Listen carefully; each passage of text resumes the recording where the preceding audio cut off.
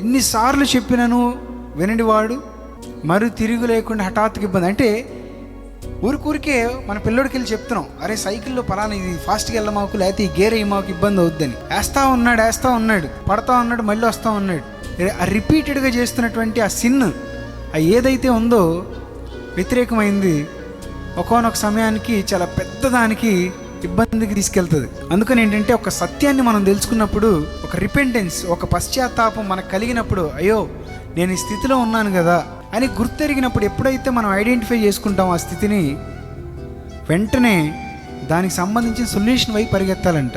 ఆ సొల్యూషన్ వైపు పరిగెత్తకుండా ఇంకాను అదే మార్గంలో కనుక మనం ఉన్నట్లయితే చాలా ఇబ్బందులను తెచ్చిపెట్టుకుంటామని వాక్యం సెలవిస్తూ ఉంది. పరిశుద్ధాత్మ మిమ్మల్ని సర్వసత్యంలోకి నడిపించడం కోసం ఫస్ట్ యేసుక్రీస్తు ఎవరో మీకు చెప్పి యేసు దగ్గర తీసుకెళ్ళడానికి సహాయం చేస్తాడు.